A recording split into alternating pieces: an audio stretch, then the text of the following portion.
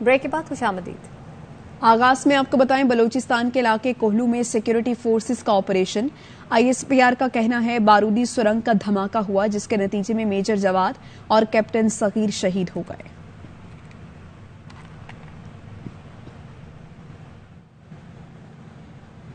میاں کو بھی یقین نہیں کہ مریم نواز وزیر اعظم بنے گی۔ کیپٹن ریٹائرڈ صفدر کہتے ہیں کہ فی الحال بیگم کا وزیر اعظم بننے کا چانس نہیں۔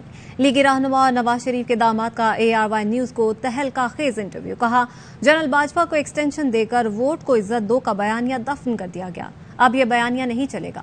عمران خان سے متعلق بیان پر رنجیدہ ہوں، ذاتی حملہ نہیں کرنا چاہیے تھا۔ شاہد خاقان عباسی کو عہدوں سے بڑی شخصیت قرار دے دیا۔ کہا مریم نواز وزیر اعظم بنتی نظر نہیں آ رہی، انتخابات 2025 میں ہوں گے۔ حرف ہو کے آپ کے پاس آئے PTI سے، ان کے بارے میں کیا کہتے ہیں؟ وفاداری تبدیل کرنی چاہیے؟ نہیں کرنی چاہیے۔ جس کے ساتھ کھڑے ہو، گرم پانی ہے، ٹھنڈا پانی ہے، جیل ہے، نیب ہے، کھڑے ہو جاؤ۔ پھر یہ کیا بات ہوئی؟ جیتو تم عمران کے ٹکٹ پہ اور تمہیں اقتدار نظر آئے، تم ادھر آ جاؤ۔ وہ کہاں گیا ووٹ کو عزت دو کا بیان؟ یہ بیانیہ بڑا سٹرانگ تھا، مگر ہم نے ووٹ کو اس دن بے عزت کر دیا جس دن ہم نے اپنا ووٹ باجوہ کو ایکسٹینشن کے لیے دے دیا۔ اب یہ نظریہ نہیں چلے گا ووٹ کو عزت، ہم نے دفنا دیا اس نعرے۔ اس میں ذمہ دار کون ہے؟ شہباز شریف؟ اس میں ہر وہ مسلم لیگ کا بندہ مائنس پرویز رشید جس نے ووٹ نہیں دیا، جس نے بھی ووٹ دیا وہ مجرم ہے ووٹ کو عزت دو کے نعرے کا۔ یہ کوئی بات ہے یار؟ آپ لیڈر کے سامنے کھڑے ہی نہ ہو کہ نہیں سر یہ گل نہیں کرنی ایسی، تسی تے سارے لالچی ہو، ٹکٹ مل جائے، چاپلوسیاں کر لیے، گوڑیاں نو ہاتھ لا لیے، اسی MNA بن جائیے اپنے پنڈ دے، تے کی فائدہ MNA بنن دا یار؟ میاں صاحب کو کہنا چاہیے تھا کہ ایکسٹینشن کو ووٹ دے۔ میں داتا زور بیٹھا ہوں، نہیں کہنا چاہیے۔ وہی شخص ہے جس نے ان کو للکارا تھا، ان کو ورگلایا گیا ہے، ان پہ جھوٹ بولتے ہیں، ان کے ساتھ فراڈ کرتے ہیں میاں نواز شریف کے ساتھ۔ ورگلانے والی وہی ٹیم ہے جو جا کے گھوڑے پڑ دی تھی۔ الیکشن ہو جائیں گے ٹائم پہ یہ دو صوبوں میں؟ میں تو کہتا ہوں اب اکٹھے 2025 میں کروائیں، اکانومی کو سیدھا کریں۔ مفتاح اسماعیل کو آپ نے ناراض کر دیا، وہ بھی تو کام کر رہے ہیں۔ مفتاح میرا بھائی ہے، میں اس کے بارے میں کچھ نہیں کہوں گا، میں نے ریزائن نہیں کر دیا۔ میں کہا ایک بھائی کا دل نہ دکھے۔ شاہد خاقان عباسی اس کی ذات سے عہدے بہت نیچے رہے گئے۔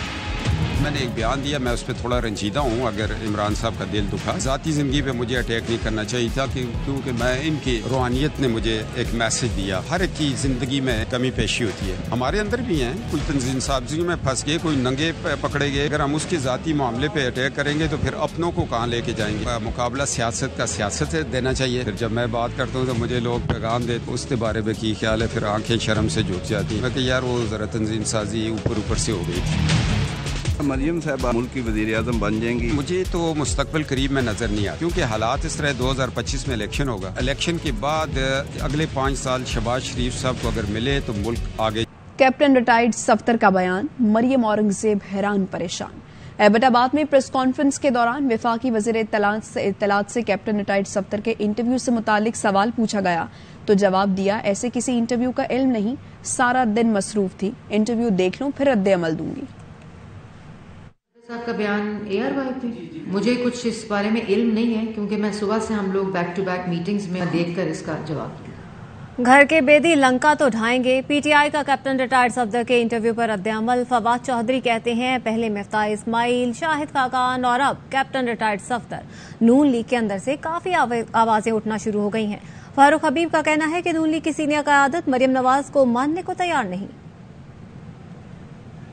اندر اب کافی آوازیں اٹھنا شروع ہو گئی ہیں۔ شاہد خاقان عباسی نے، مفتاح اسماعیل نے اور اب آ کے کیپٹن صفدر صاحب نے جو باتیں کہی ہیں ان میں وزن ہے۔ کیپٹن صفدر گھر کے بیٹی ہیں، لنکا تو ڈھائیں گے۔ MLN کو ٹوٹ پھوٹ کا شکار ہے۔ سینئر لیڈرشپ مریم صفدر کی قیادت کو تسلیم کرنے کے لیے کسی صورت بھی تیار نہیں ہے۔ ووٹ کو عزت دو تو کبھی ان کا بیانیہ تھا ہی نہیں، یہ ہمیشہ کہتے کچھ ہیں کرتے کچھ ہیں۔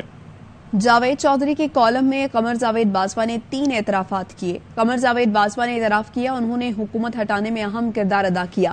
اعتراف کیا عمران حکومت بیرونی ملکوں کو خوش کرنے کے لیے ہٹائی۔ ان کا کہنا تھا بڑے ملک عمران خان سے ناراض ہو گئے تھے۔ یہ اعتراف بھی کیا گیا کہ نواز شریف کے مقدمے ختم کرنے کی ڈیل ہوئی۔ یہی باتیں عمران خان نے کہتے رہے، نیب اور عدالتوں پر اثر ڈالا جا رہا تھا۔ چودھری صاحب نے ایک کالم لکھا ہے جس میں انہوں نے جنرل باجوہ صاحب کے حوالے سے، جو ہمارے سابق آرمی چیف ہیں، 3-4 بڑی اہم باتیں لکھی۔ جنرل باجوہ صاحب نے 4 اعترافات کیے ہیں۔ پہلا اعتراف اس کالم میں جو جنرل باجوہ صاحب نے کہا ہے حکومت کی تبدیلی میں جنرل باجوہ صاحب نے اہم کردار ادا کیا۔ یہی بات PTI پہلے کہہ رہی تھی۔ انہوں نے کہا کہ حکومت کی تبدیلی باہر کی قوتوں کو خوش کرنے کے لیے کی گئی، وہ اس ضمن میں کہا کہ بڑے ملک ناراض ہو گئے تھے، اگر ہم نہ بدلتے تو پاکستان کا نقصان ہو جاتا۔ جو آج کل خوش ہیں وہ آپ دیکھ ہی رہے ہیں، یو اے ای کے صدر کے لیے چھٹی دے دی گئی اسلام آباد میں، وہ رحیم یار خان سے اسلام آباد نہیں آئے۔ ترکی کی حکومت نے شٹ اپ کال دی شہباز شریف کو اور بلاول بھٹو کو کہ آپ اس وقت منہ اٹھا کے ادھر نہ آئیے۔ امپورٹنٹ بات ڈیل یہ ہو رہی ہے کہ نواز شریف کے مقدمے ختم ہو جائیں۔ نیب سے کہا جا رہا ہے کہ شوکت ترین صاحب کا مقدمہ بھی آرمی چیف نے ختم کروایا۔ یہی بات عمران خان پہلے کہہ رہے تھے، نیب کو اور کورٹس کو انفلوئنس ہو رہا تھا، فیصلے ہو رہے تھے کہ کس نے کیا کرنا ہے۔ مزید خبریں شامل کریں گے اس بریک کے بعد۔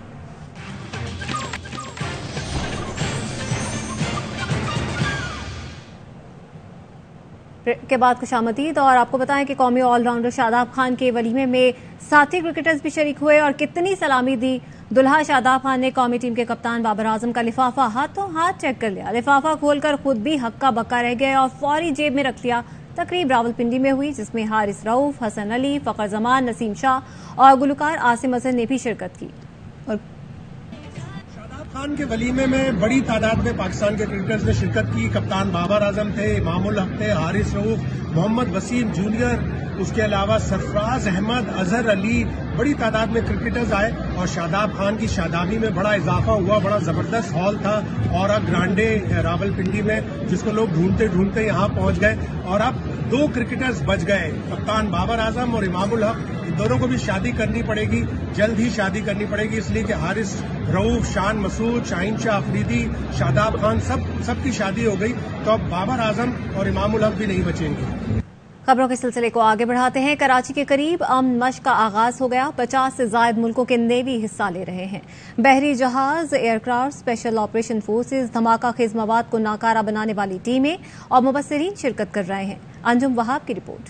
امن مشق 2023 کی افتتاحی تقریب میں مشقوں میں شریک امریکہ، چین سمیت 50 ممالک کے پرچم فضا میں لہرائے گئے۔ آپریشنل کیپیبلٹیز، اپنی انٹرآپریبلٹی کو بہتر بنا رہے ہیں تاکہ ہم سیف اور سیکیور چیز حاصل کر سکیں اور یہاں اکنامک پروگریس اور پراسپیرٹی ہو۔ غیر ملکی مندوبین نے امن کے فروغ کے لیے پاکستان کی کاوشوں کو سراہا۔ We are very pleased to participate in this Amman exercise. I hope that I also pray to Allah that the exercise will be successful. امن مشق میں شریک ممالک اپنے بحری اثاثوں، مبصرین اور سینئر افسران کے ساتھ شریک ہو رہے ہیں۔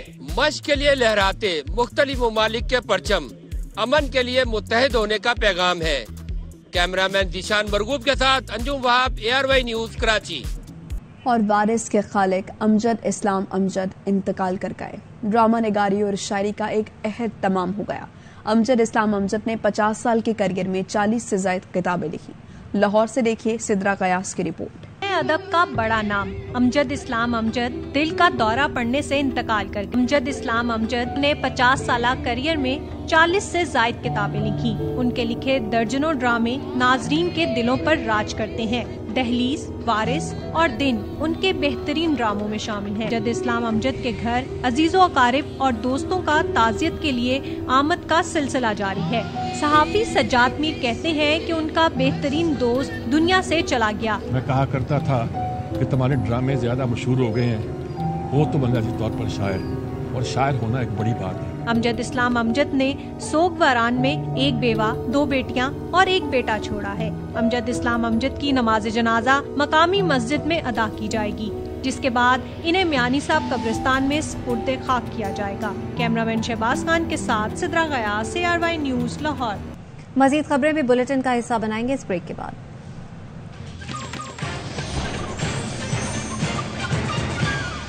بریک کے بعد خوش آمدید۔ IMF مشن بغیر کسی وعدے کے روانہ ہو گیا۔ سٹاف لیول معاہدہ ہوا، نہ قرض کے قسط کے اجرا کی یقین دہانی۔ IMF اعلامیے میں کہا گیا معاشی استحکام کے لیے پاکستان کو سبسڈیز ختم اور ریونیو بڑھانے کے مستقل اقدامات کرنا ہوں گے۔ ذرائع نے بتایا IMF نے کہا توانائی شعبے میں اصلاحات نہ کی تو پاکستان ڈوب جائے گا۔ بجلی کی تقسیم کار کمپنیوں کی نجکاری کرنا ہوگی۔ IMF سے سٹاف لیول معاہدہ نہ ہو سکا، نہ کوئی بیل آؤٹ پیکج، نہ کوئی ریلیف۔ مذاکراتی مشن کسی یقین دہانی کے بغیر واشنگٹن روانہ ہو گیا۔ یہ نیگوسیشن والا فیز ختم ہوتا ہے تو چند دن لگتے ہیں، اس میں 3-4 دن لگتے ہیں جنرلی، आई होप कि इससे ज्यादा ना लगे। हुकूमत मुस्तकिल यही तासुर देती रही कि IMF टीम से मुज़ाकरात कामयाब होने के बहुत करीब हैं, लेकिन IMF की जानिब से जारी एलामिया में पाकिस्तान के साथ मुज़ाकरात नतीजा खेज होने या पाकिस्तान को कर्ज की किस्त के इजरा का कोई जिक्र नहीं किया गया। IMF से इसी महीने में पूरी उम्मीद है मुआहदा हो जाएगा। एलामिया में कहा गया है कि IMF की अहम तरजीहात में रेवेन्यू इकट्ठा करने के लिए मुस्तकिल इक़दामात के साथ साथ मालियाती पोजीशन को मजबूत बनाना और सब्सिडीज में कमी लाना शामिल है। 170 अरब के जो फिस्कल वेयर्स हमें टैक्सेस लगाने होंगे, 50 रुपए की डीजल पे थी, उसमें 40 पूरे हो चुके हैं, तो इस पे जो बैलेंस है 10 रुपए, वो हमें 5 रुपए 1 मार्च 1 अप्रैल को, but automatically that had to be done. ज़र मुबादला की कमी को बतदरीज खत्म करने के लिए ज़र मुबादला की शरह को मार्केट में तय करने की इजाज़त देना और गर्दिशी कर्जे को मज़ीद बढ़ने से रोकना और तवानाई के शोबे की अमलदारी को यकीनी बनाकर तवानाई की फराहमी को बढ़ाना है। इन पॉलिसियों के निफाज की तफसीलात को हतमी शक्ल देने के लिए आने वाले दिनों में वर्चुअल बातचीत जारी रहेगी। साबिक वजीर खजाना सेनेटर शौकत तरीन कहते हैं कि स्टेट बैंक के ज़खायर $3 अरब से भी कम हो गए हैं। हम डिफॉल्ट की जानिब जा रहे हैं। IMF से मुआहदे के बाद $5 से $6 अरब मिल जाएंगे, फिर डिफॉल्ट से बचेंगे। IMF पहले कीमतें बढ़ाने का कहेगा, फिर मुआहदे पर दस्तखत करेगा। वो 3 बिलियन से भी नीचे आ चुके हैं, वो डिफॉल्ट की तरफ जा रहे हैं। पेमेंट हो जाएगा हमारा, तो ये कम से कम $5-6 बिलियन जो है, उससे भी थोड़ा ज्यादा वो हमें मिल जाएगा। गैस की प्राइसेस बढ़वाएंगे, बिजली की प्राइसेस बढ़वाएंगे, टैक्सेस लगवाएंगे। इन्होंने अगर 855 अरब रुपया करना है जून तक, तो ये इनको बहुत ज्यादा बढ़ानी पड़ेगी चीजें। अब शहबाज, इमरान, बिलावल और फजलुर रहमान कुर्बानी दें। अमीर जमात इस्लामी सिराजुल हक कहते हैं ज़लज़ला आया तो तैयब उर्दवान ने सारी जायदाद आवाम के कदमों में रख दी। क्या हमारे हुक्मरान कर्ज उतारने के लिए बिलावल हाउस जाती उम्रा गिरवी रखेंगे? शरीफ भी खामोश, बिलावल भी खामोश, इमरान खान भी खामोश, मौलाना फजलुर रहमान भी खामोश। IMF ने मजीद ऑर्डर दिया कि 170 अरब का मजीद टैक्स लगाया जाए और हमारी हुकूमत ने उनके तमाम शराइत को मंजूर किए। खुद वजीर आज़म ने कहा था कि IMF के शराइत खौफनाक है और दहशतनाक है। तुर्की में ज़लज़ला आया, 7-8 हजार लोग शहीद हो गए, शहर तबाह हो गए। तैयब अर्दगान ने सबसे पहले अपनी जायदादों को, अपनी प्रॉपर्टीज को बैंक में मौजूद अपना पैसा निकाल कर अपनी कौम के कदमों में ढेर किया। अगर इंडिया ने खुदा न करे हमारे खिलाफ एटम बम भी इस्तेमाल किया, आपको इतना नुकसान नहीं पहुंचा सकता है जितना नुकसान इस मुल्क को शहबाज शरीफ, जरदारी साहब और इमरान खान की सियासत ने पहुंचाया है। खबरें और भी हैं, शामिल करेंगे इस ब्रेक के बाद।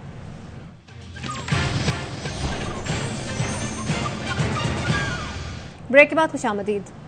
खबर आपको दें, पाक कॉलोनी में रेंजर्स मोबाइल से मोटरसाइकिल सवार शहरी को टक्कर का वाकये की वीडियो सोशल मीडिया पर वायरल हो गई है। रेंजर्स ने मोटरसाइकिल सवार शहरी को नाके पर रोकने की कोशिश की। शहरी को मेवा शाह कब्रिस्तान के करीब मुबैना मुनशियात बेचने के शुबे में रोका गया था और शहरी नहीं रुका था। सलमान लोधी हमें इस मुतालिक मजीद आगाह करेंगे। बताइए सलमान।